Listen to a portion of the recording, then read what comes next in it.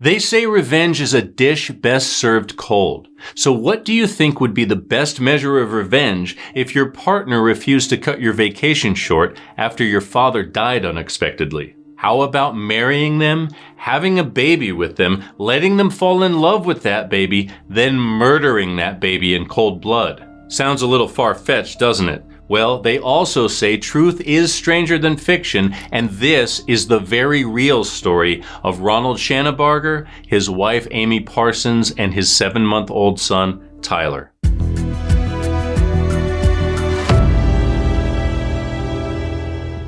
Thanks for watching True Crime Recaps. I'm Chris. On November 26, 1998, Amy and Ronald welcomed a beautiful baby boy into this world. They named him Tyler and looked forward to a future full of first words, baseball games, college graduation, and wedding bells. But Tyler's birth was just another cog in Ronald's elaborate revenge plot.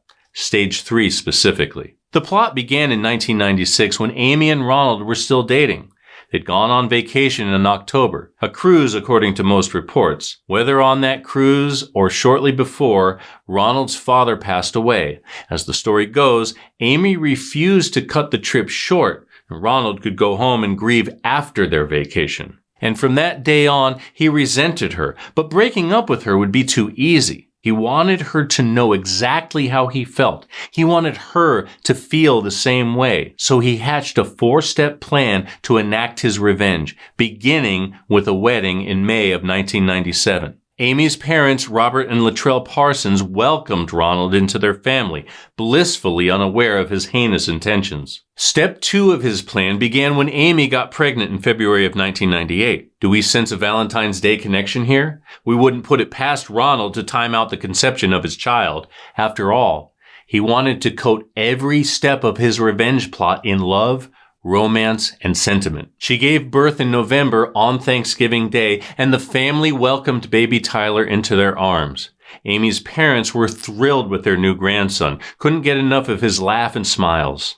Meanwhile, Ronald moved on to step 4. He let Amy fall head over heels for Tyler for the next 7 months. He played the loving father role like a trained actor, and his wife never suspected a thing.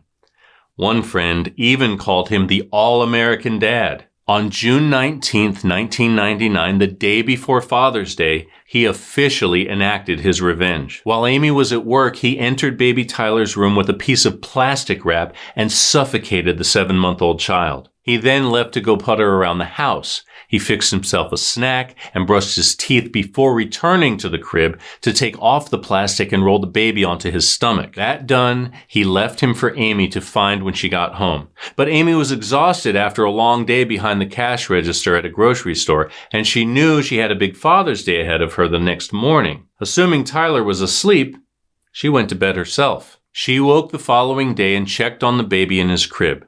To her horror, she found a dead infant, stiff and purple from rigor mortis. Ronald was completely calm and cold. There was no comfort to be found there. The Indiana State Coroner ruled Tyler's death as sudden infant death syndrome, or SIDS, which sadly takes about 2,300 babies every year in the United States. Doctors don't know much about what causes SIDS, though there are a few working theories.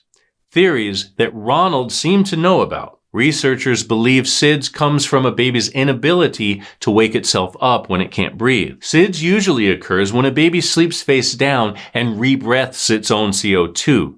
Usually, the brain recognizes rising CO2 levels and wakes the baby up. Then the baby can roll over, turn its head, and go back to sleep. SIDS babies never wake up. The triple risk model for SIDS identifies 3 characteristics that usually occur. The baby has an underlying brain abnormality, the baby rolls over onto its stomach during the night, the baby is in a vulnerable developmental stage, aka the first 6 months. Ronald hit on 2 of the 3 conditions.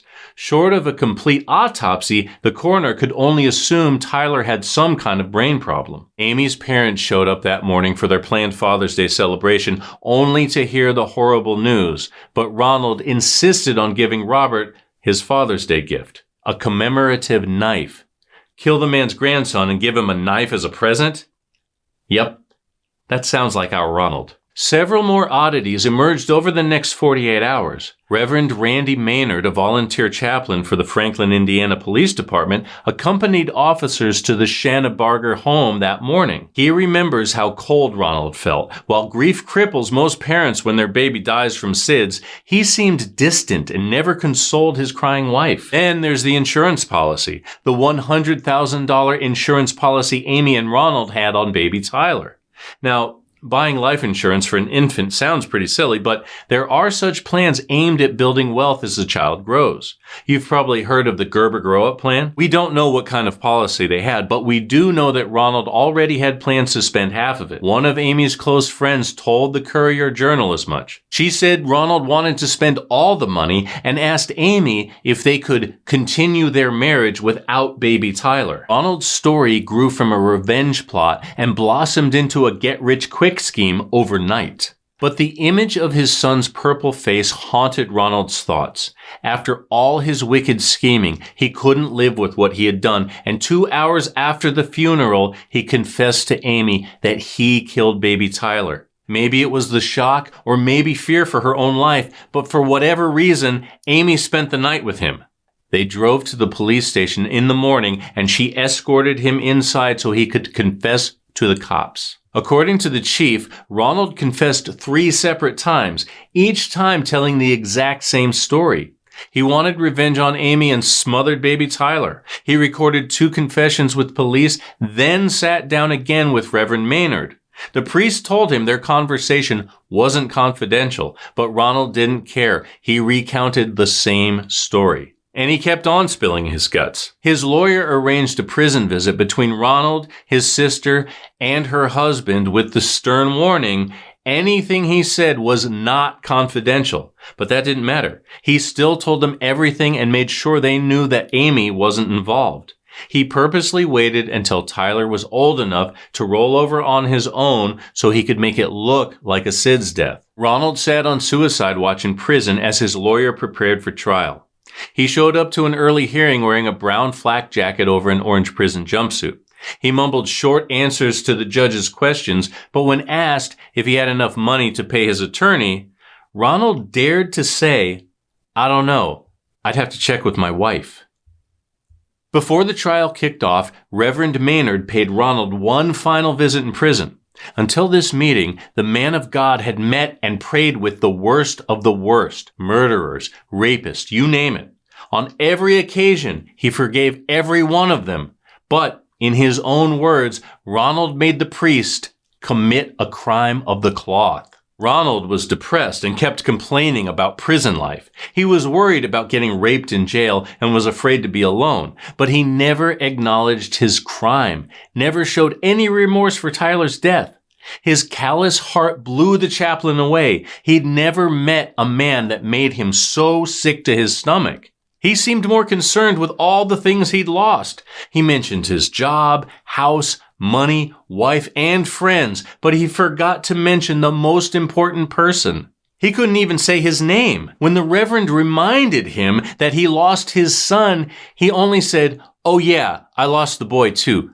That's who Tyler was to him, the boy or the baby. That was the final straw. The Reverend refused to forgive the murderous father, even though forgiveness was the Christian thing to do. He never wanted to see Ronald again and told the New York Post, "If I could just get a hold of this guy for 5 minutes with some plastic wrap." The jury heard plenty of witness testimony about how Ronald confessed to Tyler's murder. They read over 50 letters he penned to his wife, admitting to killing the baby. He practically told everyone in Indiana about how he did it, and the story became front-page news. They even had to bring in jurors from outside Indianapolis to avoid tainting the jury pool. But at the end of the day, there was little physical evidence tying Ronald to the crime. Police recovered the plastic wrap he used to smother Tyler, but testing concluded it was only consistent with Tyler's DNA. All they had were Ronald's multiple yet uncorroborated confessions. So his lawyers argued he was dumb and gullible. They pointed out his low IQ of 88. They claimed Amy coerced him into making a false confession to cash in on the $100,000 life insurance policy. Apparently, they made a strong enough argument to keep the jurors deliberating for 8 hours over 2 days. But In the end, they didn't buy it and they found Ronald guilty of murder. When they delivered the sentence, he was heard saying, "I'm just shocked." On June 13th, 2002, the judge sentenced him to 49 years in prison, though he'd be eligible for parole after serving 23. But this wasn't enough for Amy's family, who wanted to see him in jail for the rest of his life. It was his lack of prior crimes that influenced the judge's decision, and without his confession, Tyler would be another Sid's baby, and his father would have taken his dark secret to his grave. As Amy left the courtroom, she looked at Ronald and reportedly said, "Happy Father's Day." Then her father followed behind, glaring at his son-in-law, saying, "You'll burn in hell for this." Ronald's story ends once he was hauled off to prison. Technically, he's up for parole in 2023, so we'll see what happens when the time comes. After Tyler's death, Robert was known to wear a gold cherub pin as a token to his grandson. Before the trial, he said, "We don't want vengeance, we want justice." While he didn't feel like justice was served then, perhaps he's changed his mind. Ronald's case shone a new light on Sid's cases. Remember the original coroner's report said Tyler died of natural causes? If Ronald had kept his secret to himself, he would have gotten away with murder. We've only been using SIDS as a cause of death since 1969, when it was first proposed after infants kept dying unexpectedly. But this case begs the question, how many SIDS babies are actually homicides? Early studies suggest between 2 and 10% of all SIDS cases were murders. Other papers believe those numbers were much higher, upwards of 20 or 40%. Ultimately, the jury is still out on how many SIDS cases are actually murder. Another paper claims those early numbers were grossly overestimated and based on opinion rather than evidence. Then there's the difference between murder, manslaughter, and pure negligence. For example, an Ohio mom was charged with involuntary manslaughter in September 2022 after she lost her second child to a co-sleeping incident, only a year after losing her first baby in another co-sleeping incident. For the record, co-sleeping is when you share a bed with your infant, and it can be very dangerous.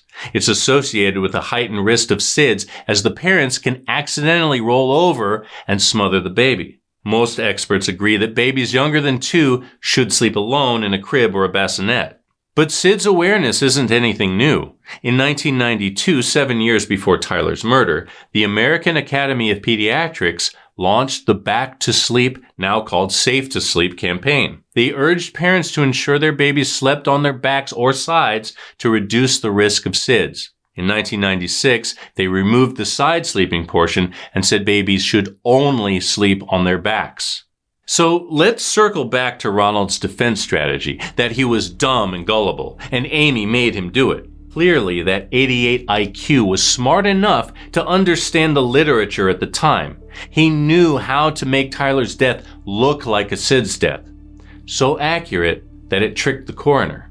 But to throw one last saying into this story, the best laid plans of mice and men often go awry. Ronald executed his revenge plan perfectly, but he grossly underestimated how bad he'd feel after suffocating baby Tyler.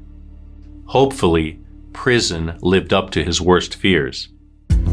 And that's your recap. Thanks for hanging out with us today. If you like getting all the crime in half the time, go ahead and tap that subscribe button and the bell so you never miss a story. We're here Wednesdays, Saturdays, and Sundays, but don't go away. Catch up on more recaps right here, right now. Until next time, take care.